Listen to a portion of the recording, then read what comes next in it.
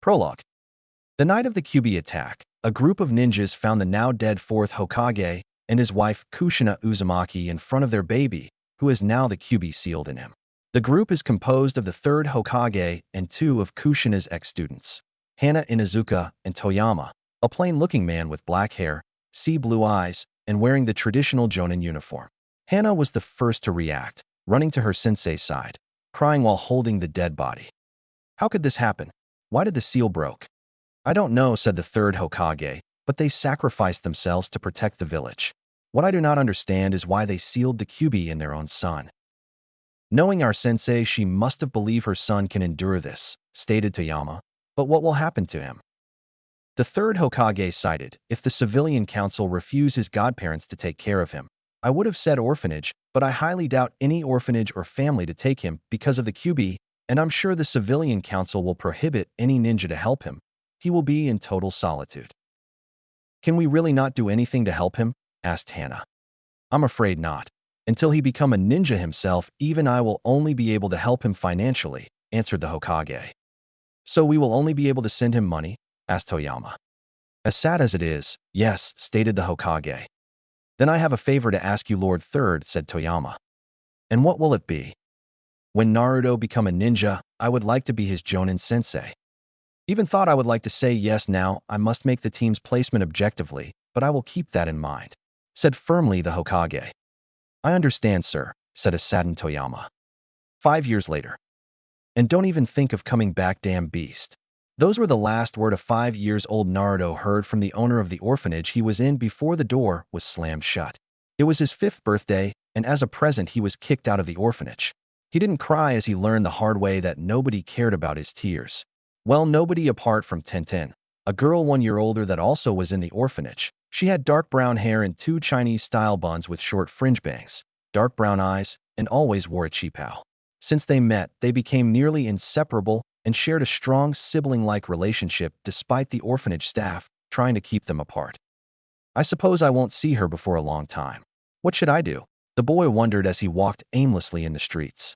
It was nighttime, and the village was having a festival to celebrate the defeat of the nine-tailed fox by the fourth Hokage, but that wasn't important for Naruto right now because of one problem. He was hungry. He tried to ask for food, but everywhere he went he was thrown away. The people said it was because he didn't have any money, but he knew it wasn't the case. He could see the hatred in their eyes. It was the biggest mystery of his life, but no matter how much and to who he asked why he was hated for no apparent reason, nobody answered. After being literally thrown out of the festival by some villagers, Naruto went in a dark alley and went to sleep on the floor. Happy birthday, me, he muttered to himself just before sleep claimed him. Naruto finds himself in a dark place with water beneath him and a cage in front of him. While wondering where he were, a growl made him jump. Who's there? Where am I? Asked a scared Naruto. So the jailer finally showed himself. So what do you want, kid? Said a dark voice. Where are you? Are you a GGH ghost? Don't kill me, please, answered a panicked Naruto. Who the hell are you calling a ghost, you damn brat? The dark voice yelled at Naruto, who found the source of the voice, a nine-tailed fox in the cage. A fox? Wow, you're pretty, exclaimed Naruto after having a good look of the beast that started to laugh at his comment. Hey, what's so funny? Exclaimed Naruto. You see a gigantic beast, and that is your first reaction? It's just too ridiculous. Ha ha. Hey, cut it out. I just like foxes, said Naruto, who then asked, in fact, why are you in a cage? The laughter immediately stopped, and the fox glared at Naruto, killing intent clearly leaking. You have some guts asking this question, brat. A man sealed me in you, and if I have the slightest chance of killing you, I will take it and free myself. Anybody would have been scarred at this point, but Naruto remained calm. Why do I feel loneliness in his threats? Is it painful to be sealed? Naruto asked. What? Said a confused fox. I mean, all you did was sitting here all those years, so you must have been lonely, right? You know what? I'm gonna find a way to free you one day, declared Naruto. The beast just stared at the kid in front of him in disbelief. Is this brat serious? He's not scared of me and wants to free me after just one encounter? This is just too good to be real. Why should I trust you, kid? Humans only look to control me by sealing me, yelled the fox. Well, I never asked anybody to seal you in me. It's cruel, shouted Naruto. This kid, he's definitely serious. "So what's your name?" asked a smiling Naruto, making the fox sight. "My name is Kurama." "Hee hee. I'm Naruto. Pleased to know you, Kurama," said Naruto with a true smile on his face. He was not completely alone, even if his company doesn't really like him. A peaceful smile made its way on the face of a sleeping Naruto. Chapter 1. The Life of a Street Rat and Helping Hands. A young boy was hiding in the shadows, his target in sight. The market was bustling with activity, and it was the perfect time for him to strike. He walked discreetly between people while going closer to a stand selling apples. He suddenly took two and took off as the merchant saw him and shouted that the demon stole him as he pursued him, quickly bringing a small group to bring justice. Naruto ran as fast as he could before rushing toward an alleyway, but just as he was going to enter, a man lifted him by his shirt. Well, what do we have here?" The demon thought he could steal honest citizen. He asked with a cruel smile before he threw Naruto back into a wall as the group caught up to them, throwing insults to the small boy. The man reached the apples that fell on the ground. "Oh, look at that." The little bastard was hungry. He cleaned the dirt off of one apple and took a bite. "A shame you can't eat them. They are quite good." The group snickered as he tossed the second apple to the merchant. "Well then, how about you teach this bad kid he shouldn't steal?" This was all the group of honorable citizen needed before they dragged Naruto in the alleyway and started to beat him up. It took a few minutes before they finished. The boy was covered in bruises, much to their satisfaction. Naruto was lying on the ground before he saw the core of an apple fall in front of him. "Here, eat all you want. Am I not generous?" The group left in laughter, none of them noticing the already healing bruises as he tried to get up. It has been a week since he first met Kurama, and he tried to survive the best he could, sleeping in alleyways hidden from sight and eating what he could, mostly leftovers in bins. On the plus side, Kurama keeps his body healthy, but he is far from being at his best. "What have I done to them?" Naruto's stomach rumbled. "So hungry," he moaned as he slumped down on the ground, holding his belly. "Are you all right?" a small voice asked. He turned his head to see a girl not older than him with pink clothes and pink hair, holding a plastic bag. "Perfect. I just love to lay in damp alleyways that smell of pee." He couldn't stop the sarcasm from coming out. The girl stared at his cerulean eyes that seemed too dull to be that of a kid her age without knowing what to say. But then his stomach rumbled again. "You're hungry." Naruto bit back the sarcastic comment that came to him and nodded weakly. She rummaged in the plastic bag as she went closer and took out 3 bread rolls. "You're giving them to me?" She nodded with a small smile. He hesitantly reached them before a smile appeared on his face, and his eyes seemed to brighten a bit. "Thank you," he thanked weakly. "I'm Haruno Sakura. What's your name?" "Uzumaki Naruto," he replied before they heard a woman calling for her. "It's my mom. I have to go." Naruto was left alone in the alleyway, but he felt better than ever in the last week. He was healed, and he had some decent food. This night, he went to sleep with a rare, genuine smile on his face. Naruto found himself in a dirty and dark sewer, but he was used to it as he went here every night for the past week, so he knew exactly where he wanted to go. He quickly found himself in front of the cage containing the 9-tailed fox, who seemed irritated. "How is it that you manage to come in here every damn night?" he growled, but Naruto just grinned. Despite the complaint, he knew the fox liked having company after years alone in this place. For proof, the fox started teaching Naruto about things he would need to survive. For the moment, it meant hiding and stealing. When he did this, Kurama was surprised to find that Naruto was nearly drinking everything he taught him. The boy showed exceptional progress in only a week as he was ready for a live test at market stealing, though it went badly. "So, how did I do today?" The fox sighed. "What do you think?" he asked sarcastically, making Naruto wonder if his sarcasm was rubbing on him. "You got caught because you were too obvious, brat. You tried to hide yourself between people, which made you stand out compared to the other passerby, and you clearly went toward the damn stand. You have to look like you are aimlessly wandering, or you'll get noticed before you even try something, especially with how they treat you." Naruto looked down in shame, making the fox internally sigh. Although for a first time, it was passable, the blonde beamed at him. "Shit, who would have thought I would be that weak to this kid?" "Hey Kurama, can you tell me another of your awesome stories?" the child asked with stars in his eyes, making the fox sigh. As usual, no trace of fear, loves my stories, being taught, and is happy to see me. He's really different from my previous jailers. "All right, brat, let me tell you about the first Hokage." They ended up talking all night long without even realizing it. 1 month after his encounter with Sakura, Naruto was again in the market. No one seemed to notice him as he ate an apple he stole just a moment ago. During this time, Kurama discovered one thing about Naruto. He learns faster by doing things than just reading or hearing about them. As such, he made some great progress in his hiding, stealing, and fleeing skills, though he is far from being good enough, as villagers often find him, see him steal, and catch him, but he sometimes managed to steal food without trouble like today. He was unfortunately too thin for someone his age ever should and suffer so regularly from hunger and got used to the pain.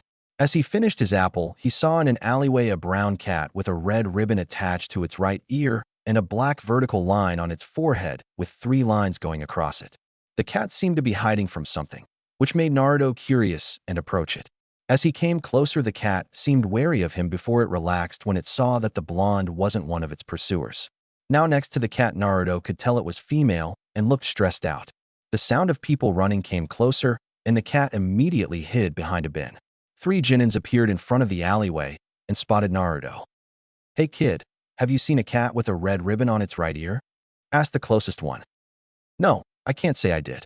Sorry." "Damn, this fury got away again," one of his teammates exclaimed before they ran away. Naruto turned where the cat hid to see her looking at him with confusion and gratitude in her amber eyes. "You hungry?" She nodded. Naruto smiled. "Wait a moment," he said as he took off. He was going towards a fish stall when he heard a voice he didn't expect to hear. Is he really going to try and steal a fish for a cat he just met? Kurama wondered out loud, making Naruto pause for a second before he walked again to avoid being noticed by villagers. Kurama, however, noticed this. "Wait, did you just hear me?" "Yes." Naruto tried to answer internally as he didn't want to be heard by others and thought insane. But it shouldn't be possible because of the seal, unless... Unless what? Naruto had reached the stand and successfully stolen a decent-sized fish and was going back to the alleyway. "Don't mind it, it's not really important," the fox stated, but inside was deep in thought. "The seal is clearly meant to slowly let him use my chakra while stopping me from harassing him. If we can talk to each other, 2 conditions must be met. The seal must not recognize me as a threat to the kid's well-being, and he must have adapted himself to my chakra. I can see the first condition fulfilled since I'm basically teaching him to survive, but for him to have adapted to my chakra without any training. Just what is this kid?" "If you say so, Kurama. I'm glad we can talk outside of nighttime though," Naruto replied cheerfully as he gave the fish to the cat that devoured it with gusto. Just as she finished her meal, Naruto's stomach rumbled. "Hungry," he moaned. The cat stared at him before rubbing herself on his leg and mewing at him before going at the entrance of the alleyway. As Naruto didn't move, she turned her head at him and mewed again. "You want me to follow you?" She nodded and Naruto followed. They walked for a while until they were near the bins of a nearby little ramen shop, and the bin had untouched ramen. Naruto immediately started to salvage what he could as he thanked the cat and ate next to the bins as he was too hungry to move.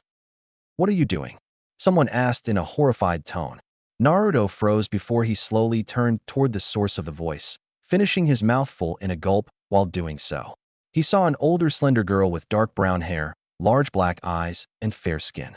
She looked horrified and Naruto was going to run away like his cat companion already did, but was stopped by the girl putting an arm on his shoulder. "Wait, why are you eating from bins? I live on the street. I'm sorry that I did that, so please let me go," he said in a monotone voice as he was expecting to be insulted or beaten. Instead, she gave him a concerned look that surprised him. "Follow me," she simply said in a tone that left no room to arguments. She led him in the restaurant named Ichiraku's Ramen, where an old man with dark brown hair and black eyes was preparing some ramen. "Welcome to Ichiraku Ramen," he said as he turned around to grate them. "Oh, that was fast, I am. Who's your friend?" "Not now, Dad. This boy is starving." The man finally noticed how thin Naruto was and instantly became serious. "A bowl of miso ramen coming right up." "But I don't have any money," complained Naruto, shocking Ayam. "Kid, I'll be damned if I make you pay in the state you are in," the old man stated firmly. Naruto let Ayam lead him to a stool as they waited for the ramen to be done. "I'm Ichiraku Ayam, and this is my dad, Tuchi. What's your name?" the girl asked. "Uzumaki Naruto," he replied with his head bent down, waiting to be thrown out.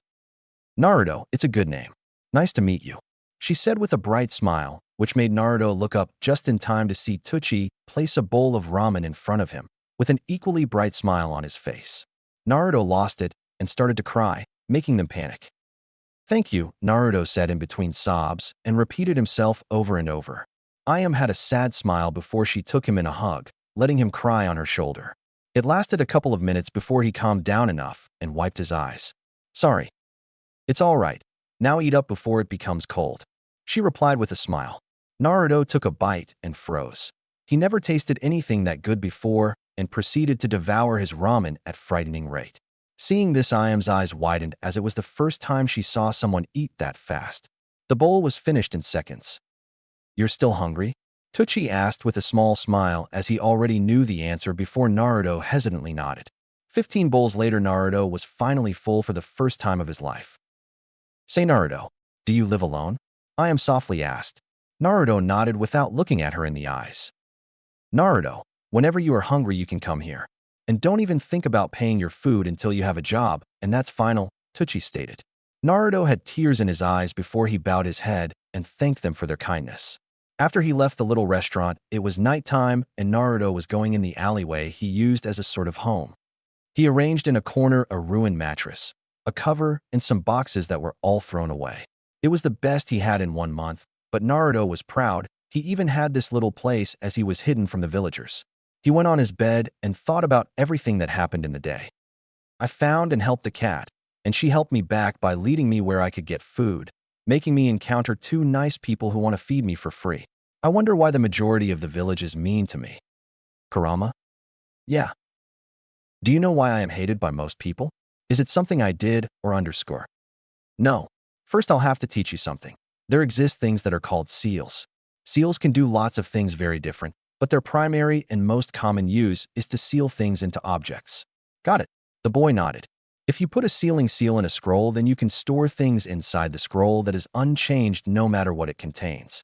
Now most people are not interested in fuinjutsu, as it is a very complex art, so they don't really understand how they work. So if you are sealed in me, that means that seals can be put on a human body too, to contain something directly in us? Exactly. The fourth Hokage had to seal me in a kid, as a mere object couldn't contain me, and an adult would die shortly because of my chakra conflicting with the humans. No, it had to be a child, and the ideal would be a baby whose chakra coils aren't developed. That child was you. The Hokage had hoped that you would be seen as the village's hero, but those idiots only saw me and the lives I took in you. They hate you because they hate me and can't see past their hatred. I'm sorry, kid.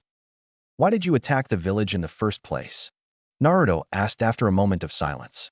The fox then proceeded to tell him a watered-down summary of what happened the night he was sealed in him, without mention of his father being the Hokage or the man that is the cause of his parents' death being an Uchiha. The fox didn't want to transform this cheerful kid into a broody avenger after all. 2 months later, Naruto was again walking in the streets, but this time he had a goal: find as many clothes as he could. It wasn't easy, as people tended to keep their stuff to use them for something else or give them to those that needed it. So he roamed from bins to bins, his main source for everything except food, as he ate at Ichiraku's only. As he looked into some garbage, he noticed a group of people came closer to him, and it was growing. He ran towards the nearest alleyway as he started to know them enough to lose the average civilian. Unfortunately for Naruto, there was a genin in the group, and so he not only didn't lose them, but also got cornered in a dead end. "Finally got you, demon. Today is the day you die," the genin exclaimed as the civilians cheered. He took out a kunai, and Naruto was prepared to take another beating that may be his last. The genin charged faster than Naruto could react and pinned the blonde on the wall by stabbing the kunai in his shoulder. He let out a scream out of pain and heard them laughing. He saw the genin taking out a kunai and knew by the look in his eyes that it will be the end. "No, I don't want to die. I will not die," Naruto thought before he reacted on instinct and hit the man with a chakra-infused leg in the place no man wants to be hit. The genin screamed in pain as he let go of Naruto before he struck him again, sending him into a wall. The man approached with the intent to kill, and Naruto closed his eyes before he heard gasps followed by cries of anger. "What are you doing here, you whore?" shouted a woman. Naruto opened his eyes to see the back of a teenager, a girl with violet hair styled in a short, spiky, fan ponytail and wearing the usual chunin attire, but with larger sleeves. The genin that attacked him was lying on the floor with a kunai stabbed in his neck as blood poured slowly. "What the fuck do you bastards are doing? Ganging up on a kid and trying to kill him?" I'm pretty sure that's against enough laws to earn you a sentence to death if you continue," she coldly stated, angering the crowd even more. "This thing is not a kid. It is the demon FO underscore," a man started to say before a kunai also found its way to his neck. As the man gurgled on his own blood, the kunoichi had a big dark red snake coming out of one of her sleeves and wrapped around her before hissing at the civilians, making them take a step back. "I advise you to leave now," she growled, making them run away in fear. She turned to Naruto, and he could see that she had light brown, pupil-less eyes. "You're all right, kid. I have a kunai in my shoulder," he stated in a monotone voice that made the teenager sweat drop. "Right? Stupid question. Well, I'm no medic, but I can heal this much," she said as she took out the kunai, but froze as his wound closed in a sizzling noise right in front of her eyes. "What the fuck?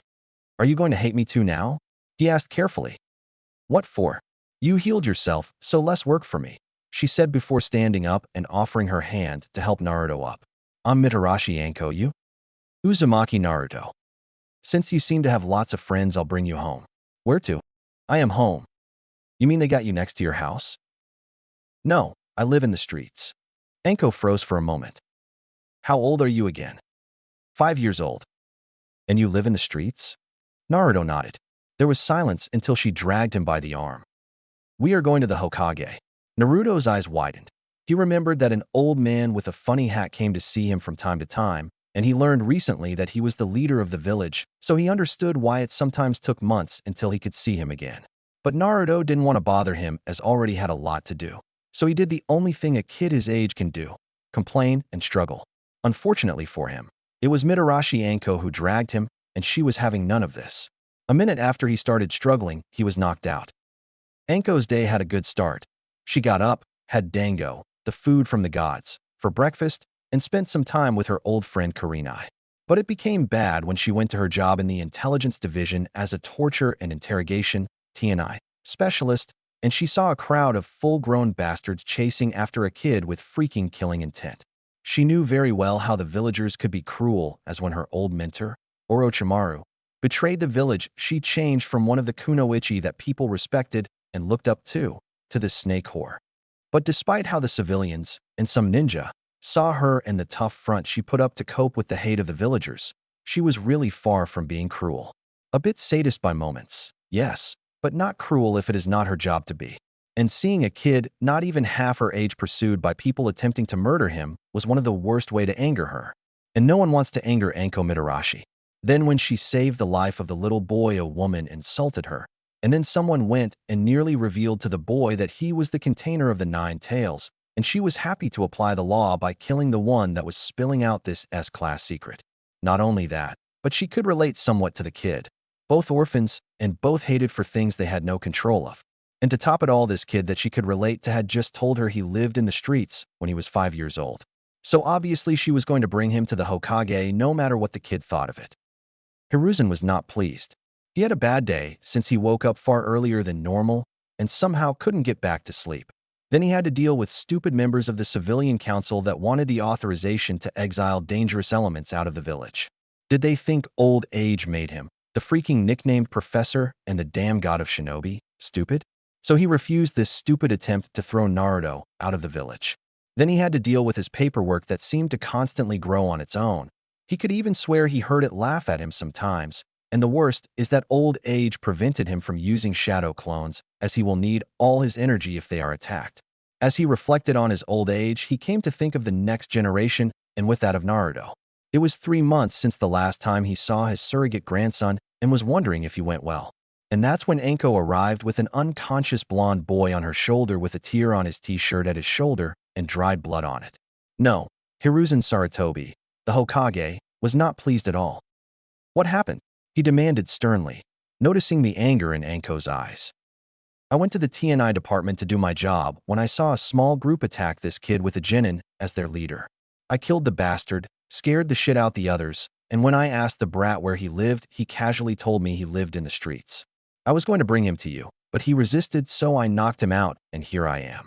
While she talked, she placed Naruto on a small couch in the office and looked back at the Hokage, both too focused on their conversation to notice a dark red snake that came out of Anko's sleeve as she laid the boy down and slid towards him. What? How long was he in the streets? The old ninja exclaimed in shock, but Anko just shrugged. Hell if I know, but probably a while from what he said. Hiruzen sighed before they looked at Naruto, only to freeze as they saw the red snake comfortably coiled around Naruto, as if it was natural. Akabi, what are you doing? Anko asked her personal snake. She hissed back gently before laying her head next to Naruto's. Anko's jaws dropped. What did she say? She said that she felt good there. Now the Hokage was confused too. It must be known that Akabi is not trusting of others and very protective of Anko. As such, she's always on guard with strangers. So seeing her cuddling a boy she and Anko just met was unbelievable. Naruto stirred awake and blinked when he saw a big dark red snake with its head right next to him. Then he smiled at it as he recognizes the snake as being with the girl who saved his life. It took some time, but they all finally managed to take Akabi off of Naruto, and the boy was now facing a serious Hiruzen. Naruto-kun, I heard from Anko you lived in the streets. How long? Naruto mumbled something. Speak clearly, damn it. Anko exclaimed, a bit annoyed that he managed to befriend Akabi without effort when it took her months. 3 months, and her irritation went away. Why didn't you come to me? The Hokage asked in concern as he berated himself for not checking on Naruto more often. I didn't want to bother you, he said as he looked down. Naruto, while it is true my work takes a lot of my time, you won't bother me by asking for some help. Do you understand? He nodded. Good. I will look for a place where you can live, but for now you can stay with Anko. Wait, what? Anko exclaimed in surprise. You want me to take care of a brat? Hiruzen rolled his eyes. Oh please. We both know that you aren't like what people see you as, and since you saved him today, it will be better for him to stay with you. Plus, I don't think Akabi is going to let you refuse. Anko turned her head toward Akabi, who came back on her shoulder and was glaring at her, daring her to refuse, making her sweat drop. I have no problem with that as long as he doesn't make a mess in my apartment. Naruto nodded earnestly, making Anko give him an uneasy smile. How the hell do you take care of kids already? I'm not good with this stuff, damn it. She mentally panicked. Gigi. The old ninja smiled at the way Naruto called him, reminding him of his mother. Do you think I can be a shinobi one day? Of course you can, but you will have to work hard to become a strong ninja. The boy's face brightened. Really? Of course, but you will only be able to go to the academy in 2 years, but that doesn't stop you from preparing yourself. But don't hurt yourself by overdoing it. Now can you wait in the next room while I talk alone with Anko? My secretary will take care of you. The young blonde nodded vigorously before jogging out of the room, Akabi following him. Once the doors closed, the Hokage activated a privacy seal so that nothing will be seen or heard in the room. So, will the civilian council allow the kid to live with a ninja? He sighed. No, all we can do is send money to his account that I managed to secure myself. The civilian council were quick to act as the Kyuubi attacked. As soon as Minato died, they made sure to strengthen their power while there was a lack of Hokage. And I couldn't do anything as the rule that allows a Hokage to freely make reforms in the first 2 days she is put in the position only works if it's the first time you become Hokage. Anko clenched her fists in anger, remembering how the civilian council profited from the Biju's attack, while many ninjas and villagers died. I will only be able to give him an apartment because it is in our village's rules to help orphans. So the kid will be alone as he grow hated by others while ninjas that can make the goddamn difference between a scroll and a kunai can't help him. Bastards. Hiruzen nodded. It is the situation Naruto is in, and I'm surprised he didn't mentally break in those 3 months. I will have to be more vigilant, but I will also want to have you visit him from time to time. Why me? You two are similar as you are both hated for things out of your control. She rubbed the side of her neck. But this is not an order. Do what you want after he obtains an apartment. Their conversation ended. The Hokage released the privacy seal and accompanied Anko to the exit. There they saw Naruto silently watching Hiruzen's assistant work as he sat on Akabi, who positioned herself so that he was at the same level as the assistant. She was a woman with violet eyes and hair and a red gem that is outlined in black inlaid on her forehead. She has very pale, almost gray skin and wore an indigo cloak with a hood down over black clothes. The woman didn't even pay attention to them as she worked with an expressionless face. Everything went well, Raven? Hiruzen asked. If you are asking if the young Naruto was annoying me, then no. He was surprisingly content to watch me work in silence after I told him what my work was about, she said without any emotions. She stops you from cowering from your paperwork as she does hers. Naruto stated cheerfully, making the old shinobi sweat drop, while Anko chuckled. What are you teaching him? Only the truth. You did try to jump out of the window to escape paperwork, she replied in the same expressionless manner. Naruto and Anko burst out in laughter as even more sweat formed behind the Hokage's head. Come on, kid. I'll show you to my place, Anko stated as she led Naruto out of the Hokage manor with the red snake wrapped around shoulders and neck like a giant, living scarf. As they made their way towards the ninja-only apartment complex Anko was staying in, Naruto was talking to Kurama. Hey Kurama, will you help me become a great ninja? You would have been put in ninja training either way. What do you mean? Hello? Great beast sealed inside you so enormous power and near infinite chakra that you can learn to use? Well, not like you have a lot of options. Since the villagers hate you, they won't give you a job, and if you find a job, nobody will ask for your services. Being a ninja is the only logical choice for survival, and I won't allow my container to be weak, especially since you promised me to free me one day. Yeah, I didn't forget. Thanks a lot, Kurama, he replied cheerfully. This kid. I hope this old human finds a way to help him, or I doubt he would survive this village without a lot of pain. Kurama thought sadly, wondering again about how a child managed to get this close to him. Chapter 2. Academy starts. Naruto stood in front of the entrance of the Ninja Academy while other kids went in. He was 7 years old now, the age where hopeful ninjas entered the academy to learn the basics. When he went to a board that showed which classroom to go to, he noticed that most children his age were already in groups, talking to each other. He knew that would happen, as normally he should have went to a preparation school when he was 6 years old to learn the basics of reading and writing, but no schools wanted to take him in. Not that he complained, as instead he was taught by Anko, who he considered as a big sister, Raven, who often took care of him when Anko was at work or sent on missions, Kurama, and finally Hiruzen Sarutobi when he had the time to see him. Now Naruto won't brag about that, but being taught by ninjas, the nine-tailed fox, and the Hokage himself made school seem dull and pointless. Naruto was sure he had a head start on anyone in his age group, and that was welcomed as he learned that there were a lot of ninjas that hated him too, so there was a good chance that his education will be sabotaged, or at least that was what Kurama warned him about. When he entered his classroom, he saw that again almost everyone was talking to each other, so he decided to walk around the place as he still had time before lesson started. As he was making a mental map of a place, a lesson Kurama taught him after he got caught in a dead end by villagers, he felt someone placing a hand on his shoulder. Naruto, is that you? The soft voice of a girl asked, one he recognized despite not having heard it for 2 years. He turned around and tackled the girl behind him so fast, she took several seconds to process what had happened. She had dark brown eyes and hair with 2 Chinese-style buns and short fringe bangs framing her face. She wore a pink qipao, dark green pants, and blue sandals. I missed you, Tenten Nei-chan's sister, he exclaimed happily as she finally returned the hug. Tenten, who is he? A girl next to her asked. He's someone I met and took care of in the orphanage, but it's been 2 years since I last saw him. Where were you, Naruto? He broke the hug as the bell rang. Never mind. We'll catch up after school, so go to your classroom, she said while pushing his back lightly, sending him running where he had to be. Naruto arrived a minute before their sensei, a man with dark brown hair and dull brown eyes. Hello, class. As I'm sure you could guess, I am your new sensei. My name is Tashiro Akihisa, and I hope we will spend a good year together. He then presented the subjects they will learn here. First, they will develop their reading and writing skills so that they are fast and efficient, history and geography, math, basic strategies, trap making, basics of genjutsu and ninjutsu, how to hide, throw kunai and shuriken, physical conditioning and taijutsu. Optional courses they could choose in their 3rd year were fuinjutsu, basic torture and interrogation, cryptography, medical training, and cooking in the wild.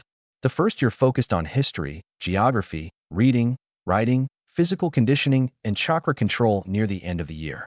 Naruto would probably never have a problem in history because of Kurama and knows most of what is needed for geography in this year. His reading and writing skills are probably better than everyone in his class because of all his different teachers, and since he can now eat healthy food at Ichiraku's and with Anko and Raven's help, Kurama put his body in the best of shape for a kid his age without taking into account the training given to him by the same people. All this should make him the best in his class, but he won't be. It was a plan made by Kurama that he plays the role of the dead last. There were several reasons for this. Firstly, it is to avoid getting attacked more often by the villagers. Then there were the teachers that would try and sabotage his education that might take drastic measures if he does too well. Finally, it could be counted as training and preparation for the future. A ninja sometimes has missions where knowing how to act will be beneficial in multiple aspects of his job, and if he is known as the dead last, people will most likely make the mistake of underestimating him. In the ninja world, deception is one of their strongest weapons. It was for that effect that Naruto prepared to stand out and be the clown of the class. Not that it would have been easy to stay unnoticed, as he wore an orange jumpsuit, the only clothes he could find. When the teacher finished his explanation of the different courses of the academy, he asked each student to present themselves. He memorized some names: Aburane Shino, Hyuga Hinata, Inazuka Kiba, Nara Shikamaru, Akimichi Choji, and Uchiha Sasuke, as they are all clan heirs except for the latter, but he is still from an important clan. The last name that caught his attention, however, was for different reasons: Haruno Sakura. Sure enough, he could see the pink-haired girl sitting alone in a corner. Sadly, she saw him, but didn't have any reactions. She forgot, though he expected that, as who will remember someone they saw once 2 years ago. The teacher finally asked him to present himself, though the glare he discreetly sent him showed what he thought of him. Well then, time to be a clown. Several weeks passed, and Naruto was walking alone toward his apartment. He was already established as the clown and dead last of his class, while in reality Kurama kept him far ahead of the others in terms of skills such as stealing and hiding, to the point he could hide from Jinin and some fresh chunin. But this was at the back of his mind for the moment, as it was his birthday, and for the first time in the last 2 years Anko won't be there, as she was on a mission far away. He was a bit depressed at that, remembering the first time she appeared in her apartment for his birthday with a cake and some dango. "Kit, watch out," Kurama shouted, kicking Naruto out of his thoughts, but too late for him to dodge completely the fist heading for his head. The blow threw him on the ground, but he got up as fast as he could to look at his aggressor. It was a drunken woman with long black hair and eyes, a woman that wore the traditional chunin attire. Great, I can't escape, he thought as he took the basic academic stance Anko started to teach him. He wasn't stupid enough to think he stood a chance even if the chunin was drunk, but he still could take this beating as fighting experience. The woman grinned sadistically before striking Naruto's left temple fast and hard, but he barely blocked, keeping his eyes open all the long despite the fear he had. The beating proceeded with Naruto stopping 1 or 2 strikes by pure luck and observing her before the woman was satisfied and left the bruised blonde in an alley. Naruto got back up in a minute with his bruises disappearing rapidly. "Thank you, Kurama. You really shouldn't. I already told you. It's not your fault, so I won't blame you. It will make me no different than them." Kurama stayed silent as Naruto reached the door of his rundown apartment. He got in and automatically took off his shoes and jumpsuit, revealing the white t-shirt with a red swirl on the back he received as a present a year ago. He entered his kitchen and opened his fridge, looking for some fruit juice he put in it, when he heard someone chuckling. He turned as fast as he could and stood on guard before the light was switched on, blinding him for a second. When his sight came back, his jaw dropped. In front of him was Raven sitting at his table with a huge cake on it, and Tintin next to the light switch. A huge banner written "Happy Birthday" was hung on the ceiling. "Happy birthday, Naruto," Tintin exclaimed, and Raven said in her monotone voice. Naruto was still frozen in shock. Tintin chuckled again. "Close your mouth, or you'll catch a fly," she joked, and it had the desired effect of bringing Naruto out of his shock. What are you doing here?" he asked, though his tone made it clear he was happy to see them. "I missed 2 of your birthdays since I didn't know where you were. You honestly thought I'll miss another one?" Tintin accused, making Naruto scratch the back of his head in embarrassment before he looked at Raven with a raised eyebrow. "The Hokage mysteriously deemed I could get a day of rest. Though now that I think about it, he'll probably ditch his paperwork halfway through," she stated in the same tone of voice, making Naruto laugh and Tintin gain a confused look. "Gigi hates paperwork," he answered Tintin's unasked question between chuckles as her eyes grew wide. "You call the Hokage Gigi?" Naruto nodded before his stomach rumbled, making him blush as Tintin giggled and Raven gained a small smile. "Making we should eat," the secretary said as she pointed at a dish on his stove, one filled with ramen that screamed of Ichiraka special. "I got this on my way here," the pale woman stated as Naruto's eyes had stars in them. Naruto spent the rest of the night enjoying his birthday in company of 2 of his precious people. The next morning, he woke up feeling great. his presents were next to his bed. He received a black nightcap that had a face and two big white teeth that make it look like the nightcap is eating him, and that he was currently wearing from Tintin. From Raven, he got a book on chakra concepts and manipulation, and from Hiruzen, who came when his work was finished, he had green goggles. The goggles and book were on the night table next to his bed, and he could even smell the ink and paper of his new book. Wait, smell? How is it possible? He heard someone chuckling and decided to go to his mindscape. He soon stood in front of the huge cage containing a grinning nine-tailed fox. So, I hope you like your birthday gift. What do you mean? What did you give me exactly? Better senses, be it hearing, smell, sight. Hell, I even boosted your sense of touch. But how? I thought the seal stopped things like that. Seeing the boy's confusion made Kurama's grin larger. I worked on it an entire year, little by little. Pretty good for a caged fox, huh? He boasted with his nose twitching with pride at his achievement. Naruto had tears in his eyes. Hey there, don't cry on me. God, what did I do wrong? I was sure it was perfect. Kurama freaked out before he heard Naruto mumbling something. Thank you, the boy repeated as he wiped the tears off his face. I'm just happy you would put that much effort just for my birthday, he said with a genuine smile. God damn it, kid, stop doing things like that. I still have a reputation of a tough fox to keep, you know.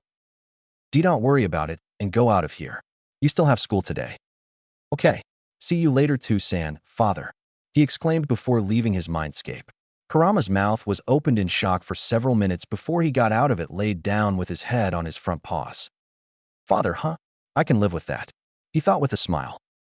1 year later, Naruto was jumping from roof to roof with an objective, Haruno Sakura's window.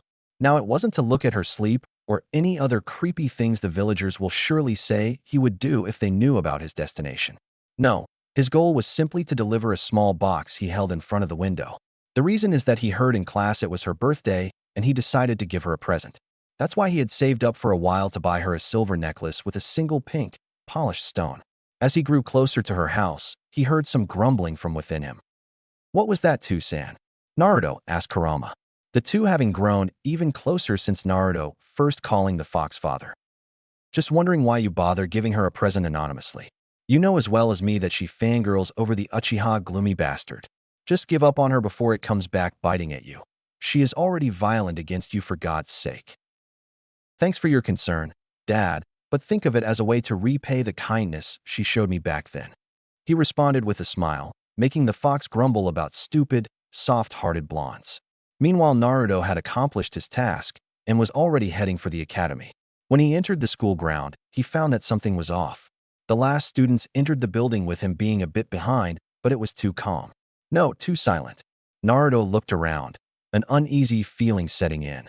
After a few attacks from civilians and ninjas, he gained a sort of sixth sense to when he was targeted, and it was reinforced by his heightened senses. The weird thing is that he felt in danger and protected at the same time. Well, what are you doing there, kid? Shouldn't you be in class? A grandfatherly voice asked. Naruto turned to the owner of the voice, an old man with gray hair and eyes, and wearing a plain brown janitor uniform. The man cleaning the entrance with a broom was the new janitor of the school and arrived 2 weeks ago. He was named Oshima Atsuya, and the weird thing is that he wasn't angry at all when Naruto pranked him, but proceeded to prank him back. This old man was friendly to everyone, including him, loved to prank others as Naruto, and apparently loved ramen nearly as much as the blonde. Needless to say, the two got along very well. Yeah, I should run to class. Have a good day, old man, Naruto exclaimed as he was going to rush in, but stopped when he felt a massive amount of killing attempt. A second later, he was surrounded by 3 chunins that produced the murderous intent. All had a kunai drawn.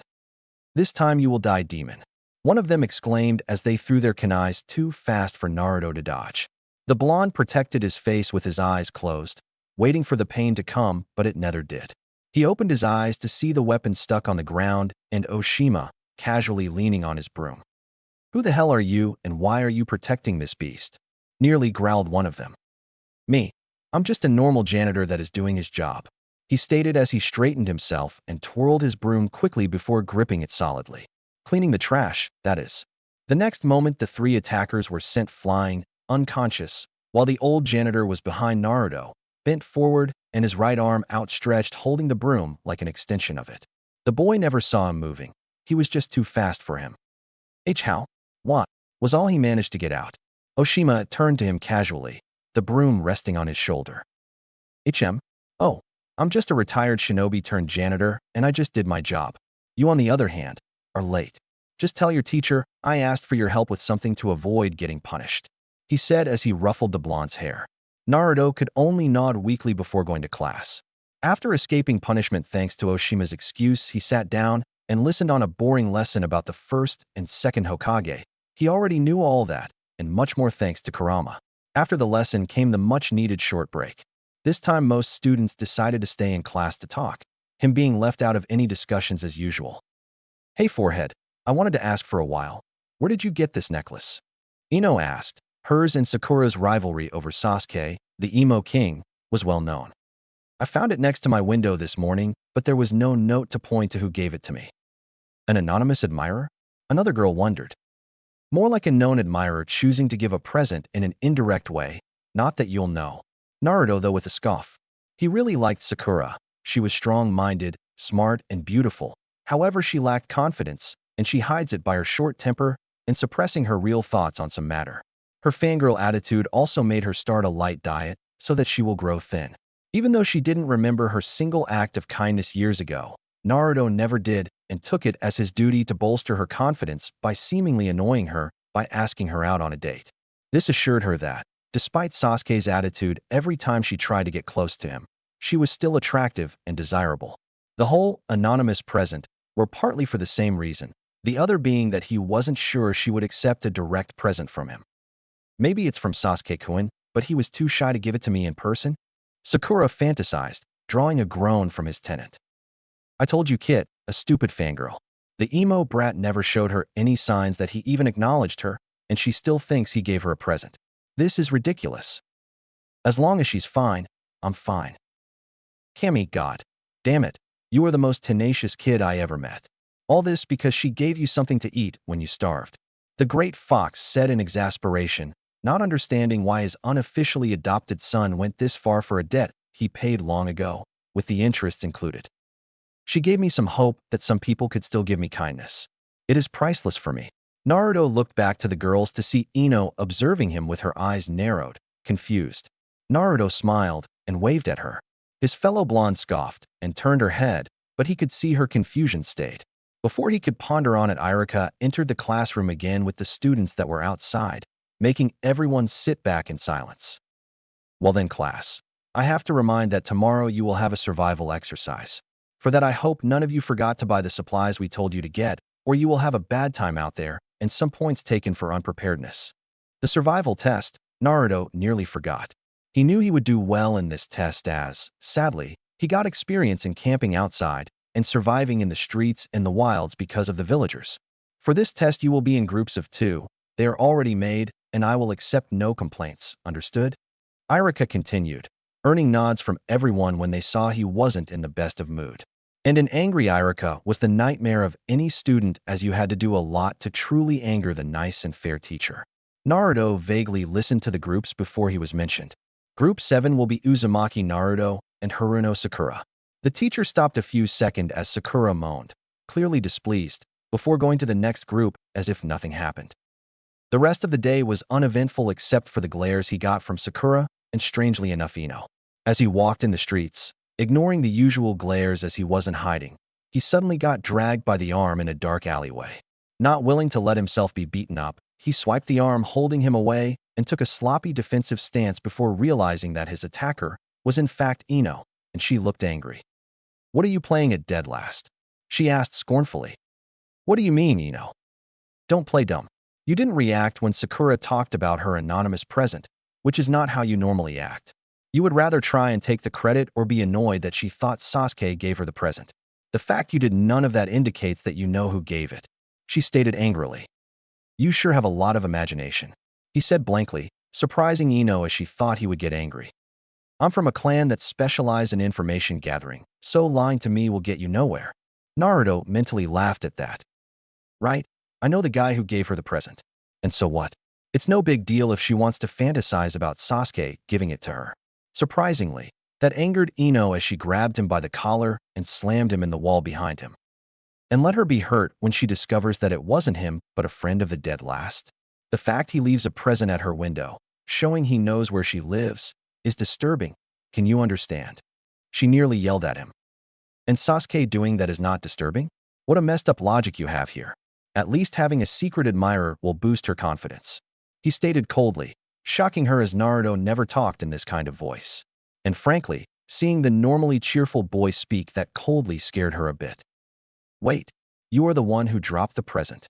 She asked in realization, taking a step back in shock. He averted his eyes, preferring to look at the ground rather than her. Why? Couldn't you just give it to her? That drew a chuckle out of him, but it wasn't his normal ones, it was dry and mocking. And what do you think, Sakura, and you would do if I gave you a present directly? You two who seek Sasuke's attention, knowing that we do not like each other? The present will be refused at best, thrown away at worst. Plus, having a secret admirer in addition to me always asking her out will boost her confidence a lot. Why would you go this far for Sakura? Ino asked, not knowing who the blonde in front of her was as he acted so out of character. She doesn't remember, and I don't care that she doesn't.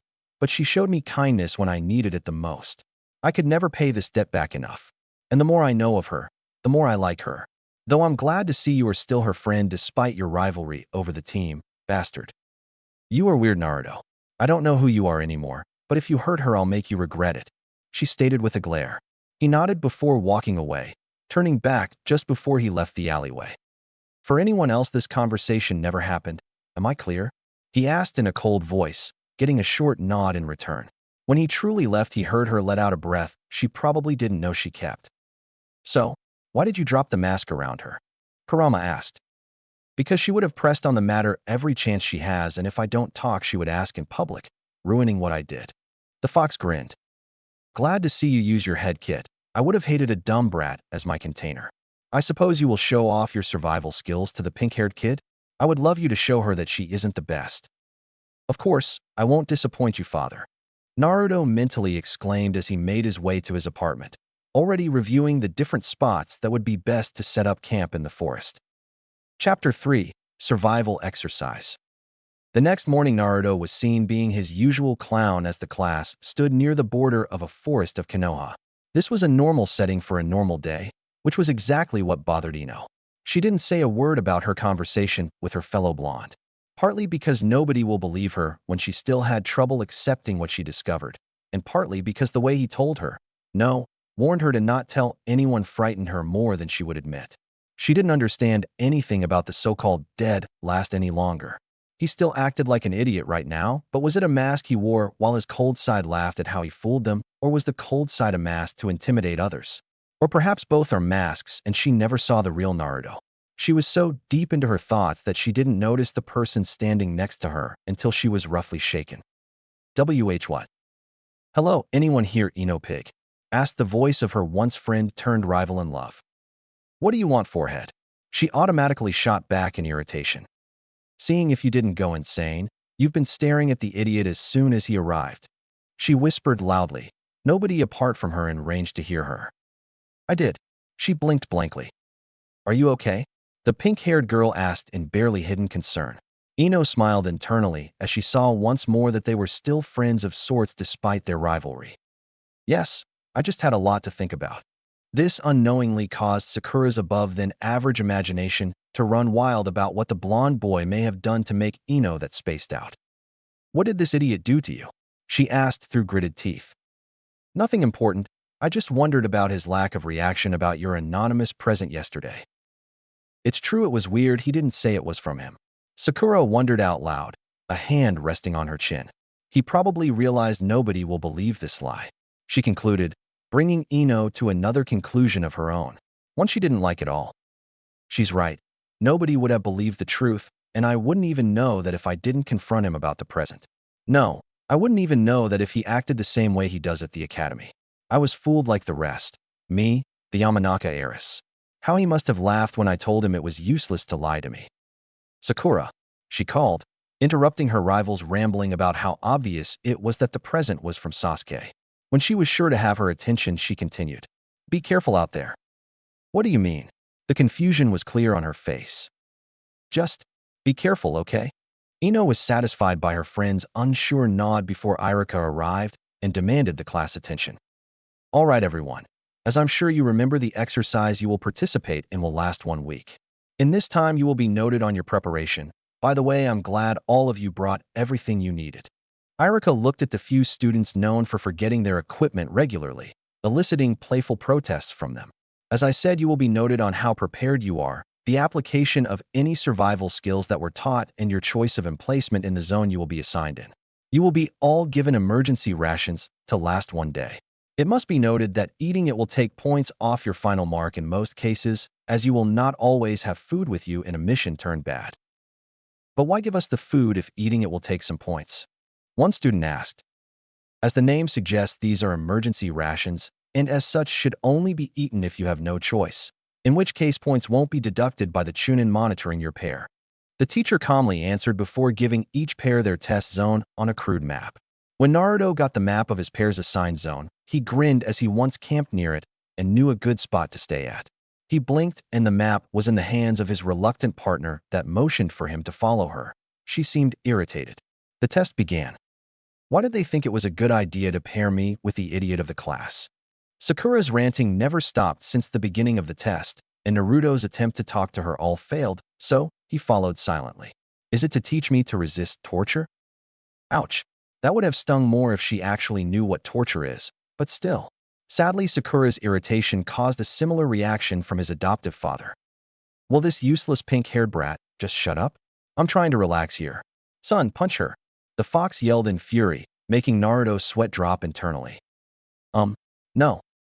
A slap then, anything to make her shut up. Naruto sighed, drawing Sakura's annoyed attention. Do you have something to say dead last? Actually, yeah. I've been around those parts, so I know a good place to set up camp. He answered calmly with a small smile, a big contrast to his normal personality, which surprised Sakura. He must be trying to act cool, as if that'll work when Sasuke-kun is the coolest. Let's see your choice then, but it better be good. Naruto's smile stayed the same as he led her into a small clearing a little distance away from the nearby river. Its size giving them enough place for a two-people camp and made it difficult to find without actively looking for it, as a map would dismiss it. So what do you think? It seems good enough, but I would prefer to be next to the river. She insisted, a bit irritated the dead last actually found a good camp point before her. That wouldn't be a good idea. The glare he received prompted him to develop his thoughts. Water points naturally attracts animals, which makes it a good spot to find food. Sakura interrupted. Yes, predators like those spots. He answered with a way too cheery voice for her likings. Not only that, but if we had enemy shinobi on our tail, it would be the most obvious spot to find us at. Here we are not too close to the river, so we won't attract unwanted attention, but still close enough to get water and hunt easily. Is this spot still not to your liking? He asked innocently at the end, making Sakura shake her head while she tried to comprehend what happened to Naruto. As they made their tents, they decided what they'll do next. Naruto was charged of making traps, as he assured her on his prankster's honor that he could make some good ones, while Sakura was going to pick up comestible plants, as she didn't trust Naruto for this. It was starting to get dark when Sakura came back with a sack full of various plants, feeling rather good of herself, when she saw Naruto preparing their campfire with a stack of wood next to him. Where are the traps? She asked cautiously, ready to hit him if he ditched his assignment. Done and placed a long time ago. I was going to check them after this. I already marked their emplacement on the map. And you, how did it go? There were no problems. I know my stuff.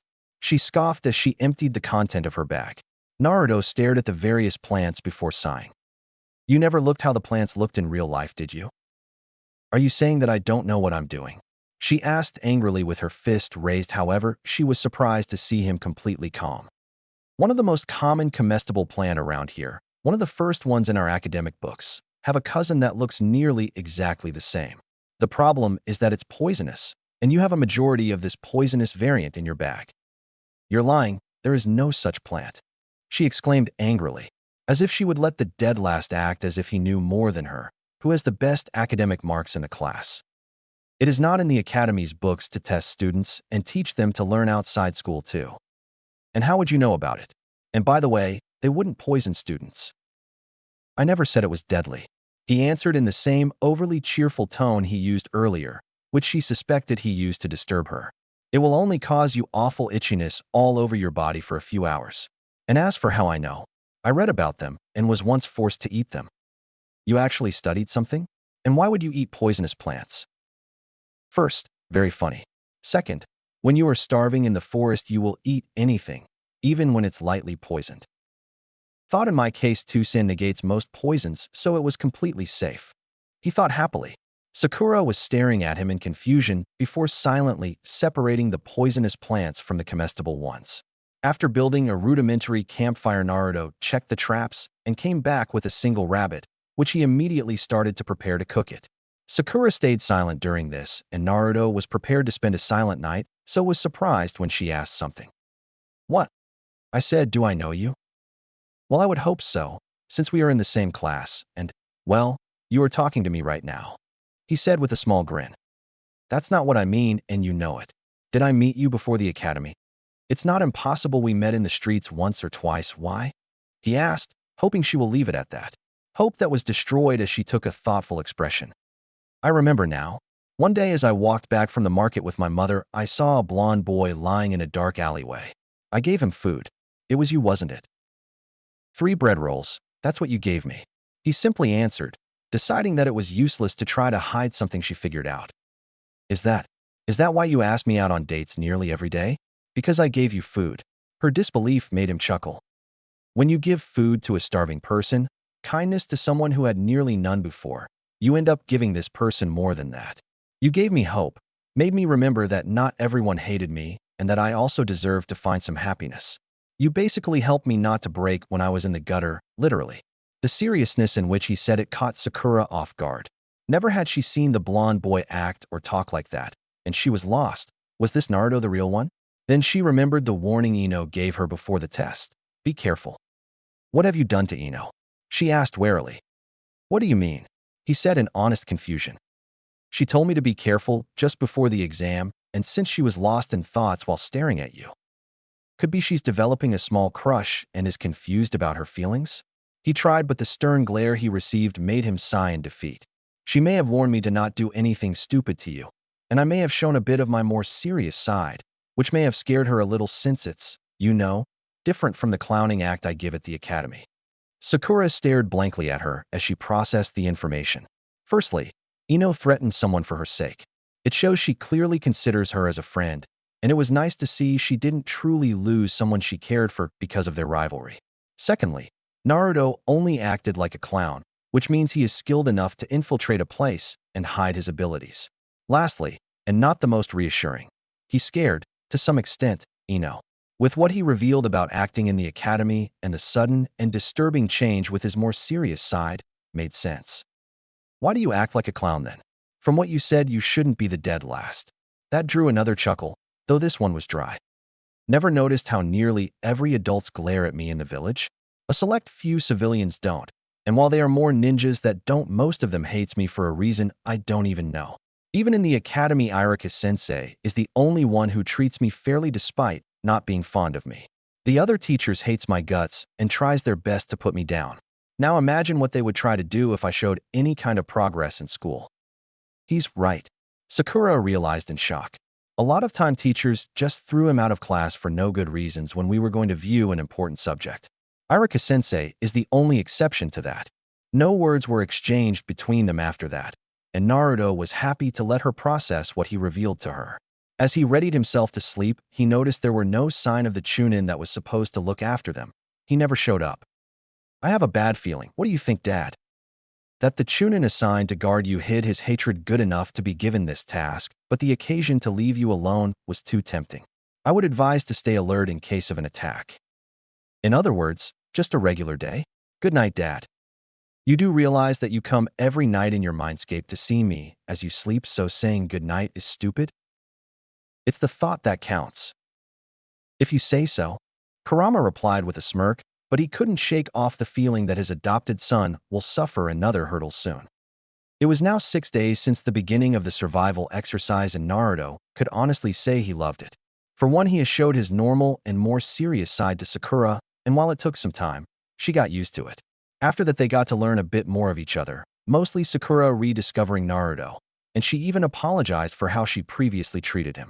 In return, Naruto did his best to convince Sakura to regain the close friendship she had with Ino, He even begrudgingly told her that it didn't mean she had to let go of her crush for the Uchiha.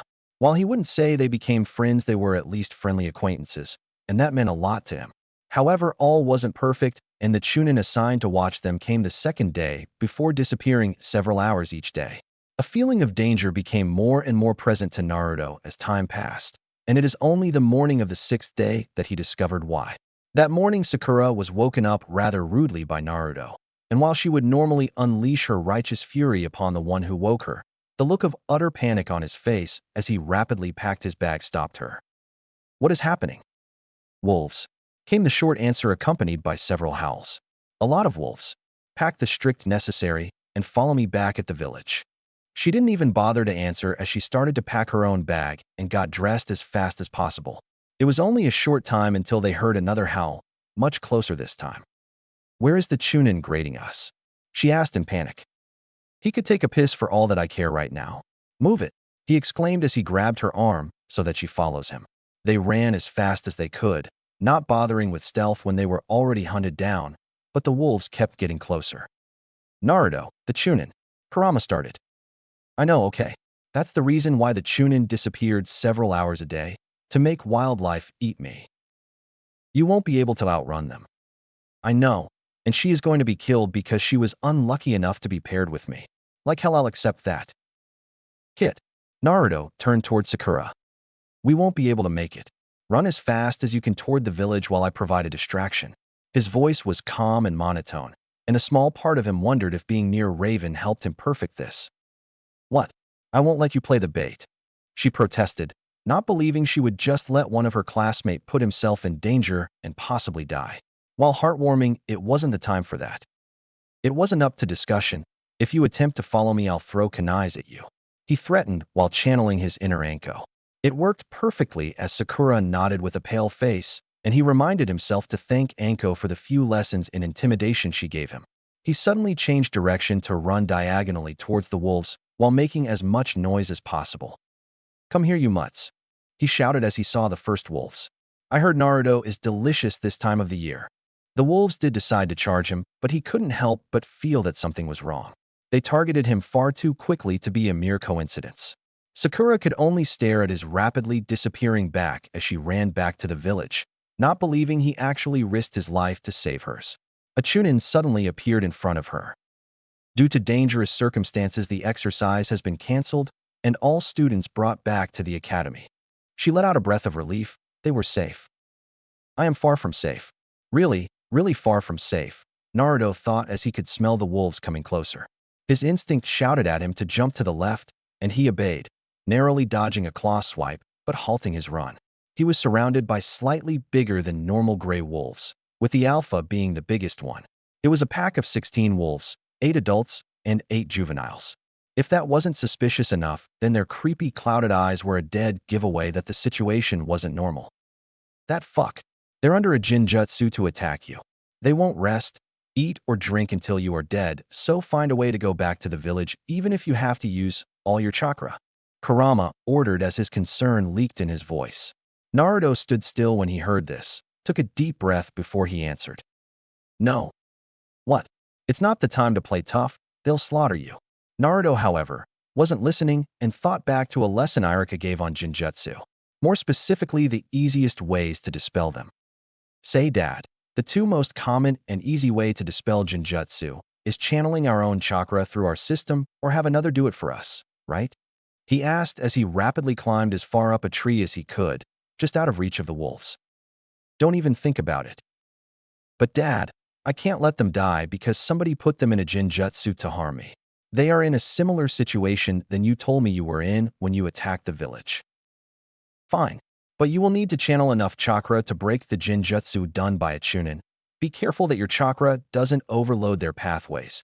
Actually insert your chakra in them and adapt your chakra to them so as to not harm them." "Think you can do that?" "No, you don't. So bye-bye and better luck next time. Now the better way for you to escape would be." "I'm going to try," Naruto stated firmly, much to Kurama's disbelief. "You can't be serious. Even if you manage to break one of them from the jinjutsu, there are 16 of them. Not to mention the one you free might follow this group and continue to attack, and you're not listening, are you?"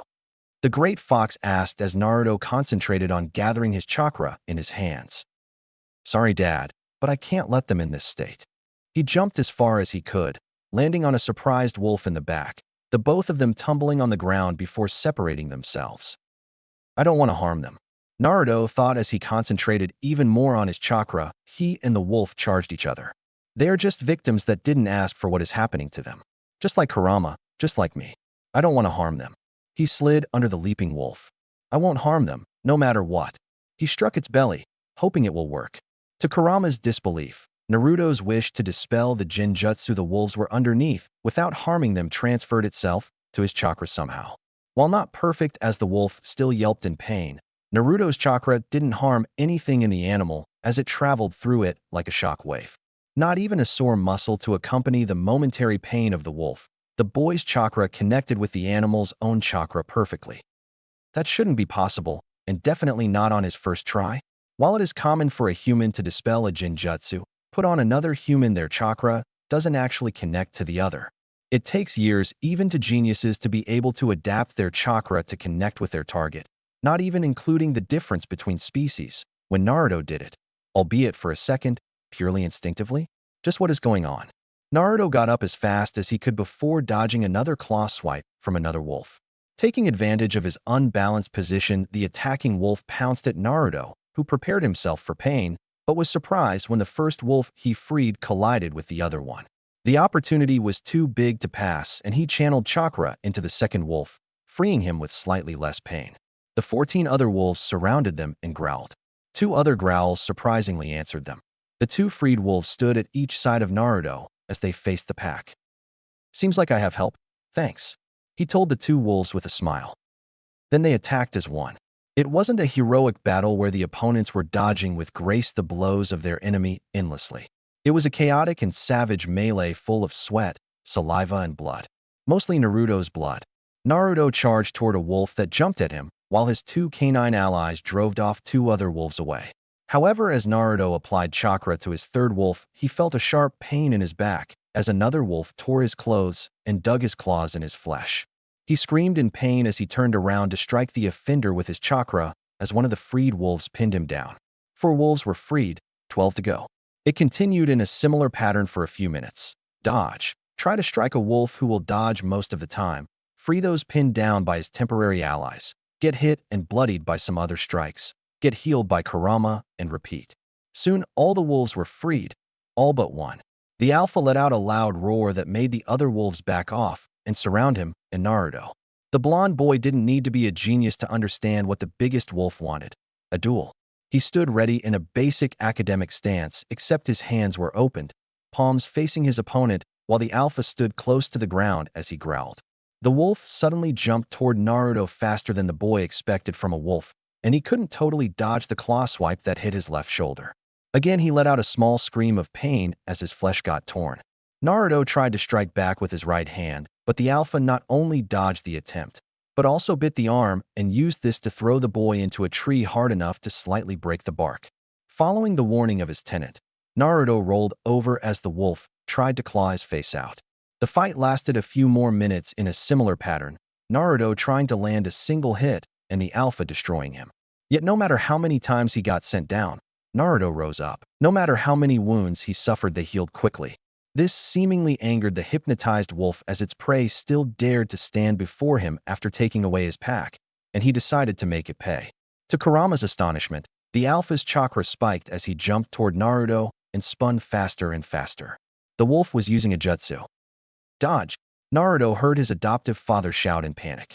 He barely managed to dodge the deadly drill that the alpha became, and it was lucky as the attack struck a tree and passed through it. The boy stared in disbelief at the tree that now fell down near him. The alpha suddenly jumped from behind the tree and managed to bite Naruto's left shoulder. Despite the searing pain, the young boy managed to strike the wolf back with his chakra. The alpha stood still a moment before letting go. The fight was over. Naruto won. And now the boy was on his knees, clothes tattered and dried blood all over him as Kurama finished healing his wounds while scolding him for his recklessness. The wolves surrounded the blonde once again, but this time without any hostile intent. Naruto looked with a small smile at the first wolf he freed, recognizable because of his lighter fur color, licked the dried blood clean. "Thank you," he said as he tried to get up shakily before falling. However, the second wolf he freed stopped his fall. He managed to get up the second time, but was heavily limping and used the helpful wolf as a crutch. As he slowly limped towards the village, the wolves came to him one by one as Kurama healed him.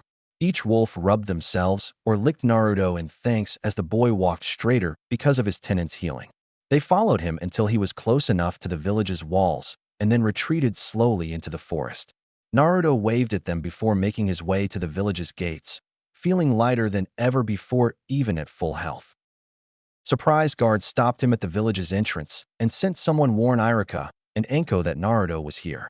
The former because the teacher was frantically looking for the blonde, and the latter because it was now well known in the shinobi force that the TNI specialist treats him like a little brother.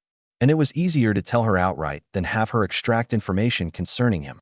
From the moment Enko heard that Naruto was at the gates in tattered clothes covered in blood to her arrival, to said gates the messenger would swear she broke most shinobi speed records. "What the hell happened to you?" she exclaimed when she saw his sorry state, though the smile he sported eased her worry somewhat, as it wasn't faked.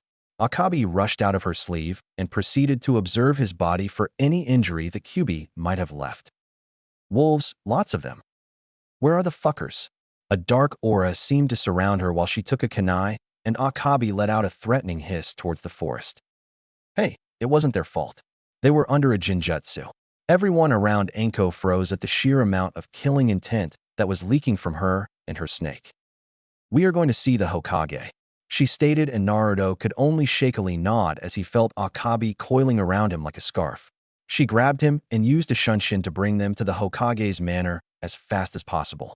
It was in front of the leader of the village, and surprisingly Iruka, who guessed that Enko would get to Naruto faster and bring him here, that the blonde boy described what happened. When he finished, the adults in the room stayed silent. Enko seething in rage. Hiruzen had anger and sadness in equal part, while Iruka was angry at his fellow Chunin and impressed by his blonde student. Contrary to a lot of the ninja population, Iruka's dislike of Naruto wasn't because of the Kyuubi. Yes, he hated the beast, but knew the boy didn't ask to have it sealed inside him. However, with Naruto clowning around in class, diminishing his chances to become a genin, and his pranking tendencies made the teacher dislike the boy. After kindly asking Naruto to stay with Raven and Akabi outside the office, the Hokage stared at the other occupants of the room. "I want you two to work together to find and interrogate the one responsible. If he did it willingly, you are allowed to show our disapprobation of his actions," he ordered coldly, and Iruka barely contained a shudder, as it was rare for their leader to talk like that. He also didn't miss the sadistic smile of Enko that, if he wasn't equally angry toward the unknown Chunin, would have raised in him some pity for the receiver of her anger. "It will be our greatest pleasure, Hokage-sama," she stated, and Iruka could only nod in agreement, as no one messes with his students, no matter who the student was, and got away with it. No one. However, he got surprised by what Enko, the Enko terror of the TNI department, said next. "I make a request for adoption of Uzumaki Naruto." The young teacher could only see determination in her eyes, and that surprised him as he didn't know she was that close to his student.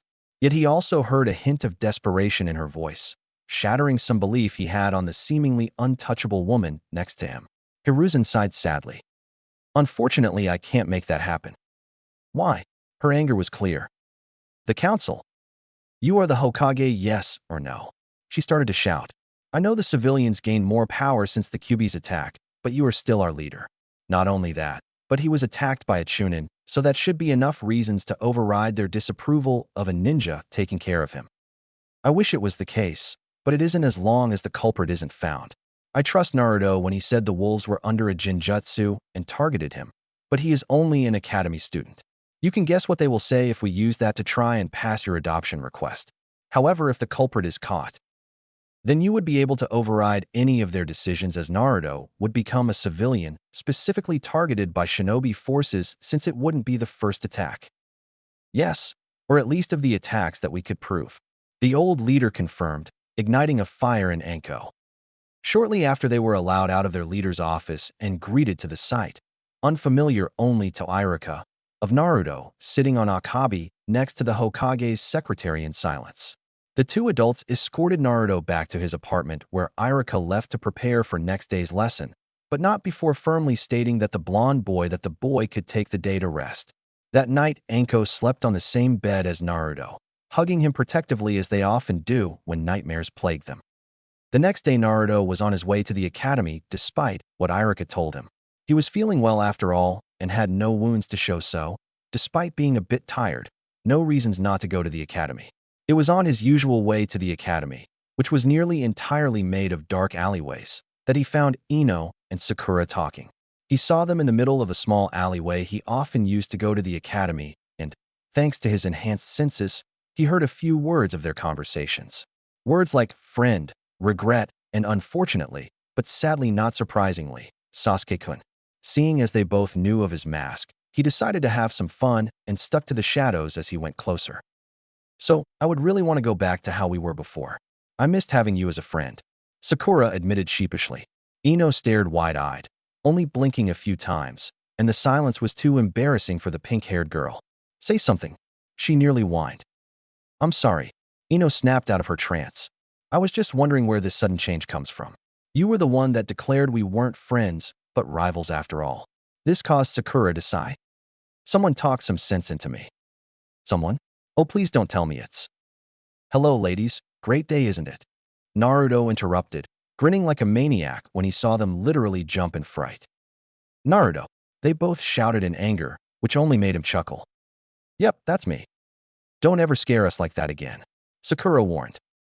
But Sakura-chan, I was just walking down this alley. It's not my fault you couldn't see my bright orange jumpsuit wearing self. His grin stayed. Never. Again, she stated threateningly. Or what? You're going to hit me again? I'm so scared. He shot back sarcastically, shutting Sakura up. Sorry about that. She apologized with her head down. Naruto sighed at the sight. I already told you I didn't care and that you were forgiven a long time ago. What is going on? Ino finally exclaimed, making both fellow students turn towards her. Well, I just came to say hello. You didn't expect us to spend 6 days without talking, right? Naruto asked her curiously. No, she admitted, but I didn't expect you two to be on friendly terms. Were you not playing the clown for that matter? Naruto groaned. Remember what I told you about Sakura? A nod. She remembered, and I kind of dropped the mask around her since it was only a matter of time before you told her about it. In the 6 days I happened to have re-evaluated my opinion of Naruto.